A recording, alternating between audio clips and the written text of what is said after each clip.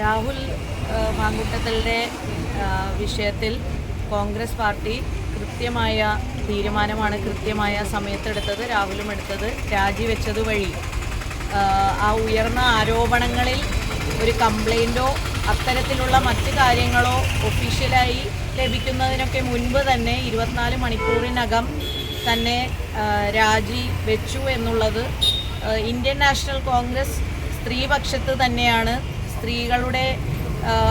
സ്ത്രീകൾ പറയുന്ന കാര്യങ്ങൾക്ക് പ്രാധാന്യം കൊടുക്കുന്നു എന്നുള്ളതിൻ്റെ കൂടി തെളിവാണ്. മറ്റു പ്രസ്ഥാനങ്ങളെ വെച്ച് നോക്കുമ്പോൾ, CPM-നെ വെച്ച് നോക്കുമ്പോൾ അത്തരത്തിലുള്ള കാര്യങ്ങളിലേക്കൊന്നും, അതായത് ന്യായീകരണത്തിലേക്കൊന്നും ഒരാളും കടന്നിട്ടില്ല. പരിശോധിക്കട്ടെ, കാര്യങ്ങൾ പരിശോധിക്കട്ടെ പരിശോധിക്കപ്പെടണം എന്നുള്ളത് തന്നെയാണ് നിലപാട്.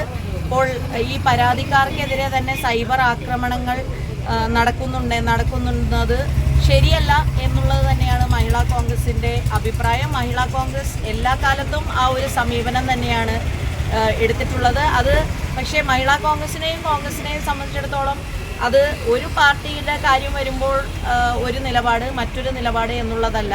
എപ്പോഴും മഹിളാ കോൺഗ്രസ് എടുത്തിട്ടുള്ള നിലപാട് സ്ത്രീകൾക്കെതിരെയുള്ള സൈബർ ആക്രമണം അത് അംഗീകരിക്കാൻ കഴിയില്ല എന്നുള്ളത് തന്നെ. പക്ഷേ ഇതിൽ പ്രത്യേകമായി എടുത്തു പറയാനുള്ളത് മഹിളാ കോൺഗ്രസിൻ്റെ തന്നെ സംസ്ഥാന ജനറൽ സെക്രട്ടറിയായ ബിന്ദു ചന്ദ്രൻ മുഖ്യമന്ത്രി ശ്രീ പിണറായി വിജയനെതിരെയും CPM-ന്റെ തെറ്റായ നയങ്ങൾക്കെതിരെയും സൈബർ ഇടങ്ങളിൽ വളരെ ശക്തമായി പ്രതികരിക്കുന്ന ബിന്ദു ചന്ദ്രനെതിരെയുള്ള സൈബർ ആക്രമണം, രൂക്ഷമായ സൈബർ ആക്രമണം നടക്കുമ്പോഴെല്ലാം അതിന് എതിരെ സംസ്ഥാന പ്രസിഡന്റ് എന്ന നിലയിൽ, രാജ്യസഭാ MP എന്ന നിലയിൽ ഞാൻ DGPക്ക് നേരിട്ട് പരാതി നൽകിയിട്ട് പോലും അതിനൊന്നും ഒരു തീരുമാനം ഉണ്ടായിട്ടില്ല. അപ്പോൾ അത് നമ്മളൊരു സാഹചര്യത്തിന് പറഞ്ഞതുള്ളൂ. മഹിളാ കോൺഗ്രസിനെ സംബന്ധിച്ചിടത്തോളം അത്തരം പരാതിക്കാർക്കെതിരെയുള്ള എന്തെങ്കിലും തരത്തിലുള്ള സൈബർ ആക്രമണത്തിലൊന്നും അത് ശരിയല്ല എന്നുള്ളത് തന്നെയാണ് മഹിളാ കോൺഗ്രസിൻ്റെ അഭിപ്രായം.